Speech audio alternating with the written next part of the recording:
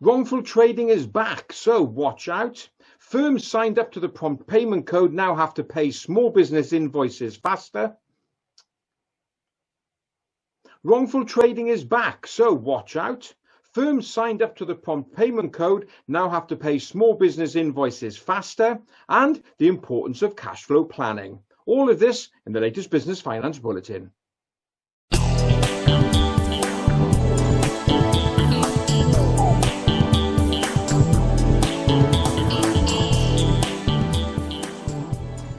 Previous bulletin, I mentioned that the government had extended the moratorium, hampering the ability of businesses owed money to issue statutory demands and winding up petitions. This was issued right at the beginning of the pandemic in 2020 in order to protect firms being hounded for money.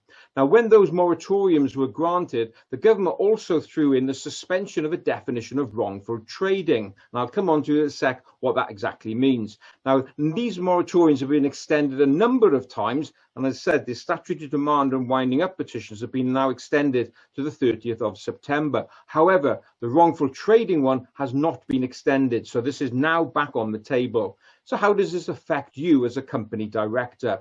Well, wrongful trading can kick in where you as a director knowingly make decisions to put your business at risk. So for example, you enter into a loan arrangement, your company's already insolvent, and you know the chances of you actually paying that money back are next to zero. It also covers the fact where you've taken money from a business as a director, again, putting creditors' money at risk. So this wrongful trading is now back on the tables and something you need to watch out for. Now, don't get me wrong, directors will make decisions with the best intentions. So honest directors, the chances of you getting caught under this are quite slim. But you've really got to be mindful of this and ask the question, is the decision I'm making for my business today, bearing in mind we're insolvent, the right decision? Or is it better to call it a day now? In order to protect yourself, if you're in this position of trading an insolvent business, it's best that you take the appropriate professional advice from a licensed insolvency practitioner. Search out one in your local area and make sure you protect your position by taking the right advice.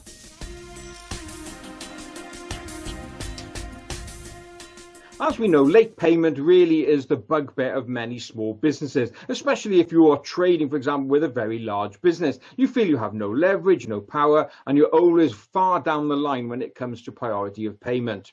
Well, there are over 3,000 firms in the UK that are signed up to the prompt payment code. Prompt payment code is a voluntary code where businesses have signed the code to say that they will pay businesses on time. Now, with effect from the 1st of July, the number of days in which the bigger firms have to pay smaller businesses has now reduced. So with effect from this 1st of July, if a larger firm who signed up to the code has an invoice from a small business, which is defined as a business employing 50 people or less, they now have to pay that business within 30 days. Previously, it was 60 days. So now we've got the number of days outstanding cut in half.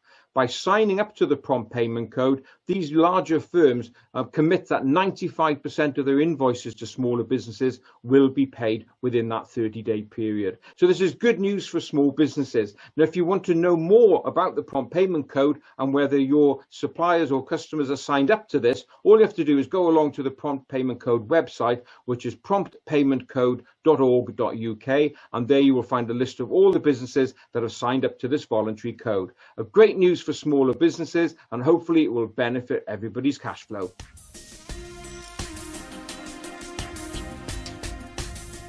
Well, survey after survey is showing that the economy is starting to pick up again. Sales are up, firms are intending and starting to rehire staff, all good stuff. However, there is a bit of a black cloud looming on the horizon. In September, I think that's going to be starting to be a bit of a crunch point for many businesses when sales really come back into play and government support schemes come to an end.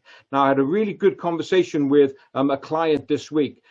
They'd called me in because they'd done some cash flow forecasting right up until the end of the autumn period, and they realized that they are likely to face a bit of a cash crunch. Sales are growing again, so they need additional working capital in order to fund a growing debtor book and more stock, take on more staff, and they're looking at moving some premises as well. All of this is a perfect storm. They also took a look at their debtor book and could already see probably some pressure coming from some debtors where it was questionable whether they'll get paid on time. all of this worked out to a cash flow gap that needs to be funded. And this is the right thing to be doing. So as we come through the summer period and looking ahead to the autumn, I urge you to sit down and look at your cash position and decide whether you need to start raising finance now instead of leaving it too late. I've got to say 2-3 months in which to raise this money. It's easy enough. But the good thing is they planned ahead. So sit down, look at your cash flow forecast and see what your cash position is going to look like in the autumn. Don't get caught out. Plan ahead.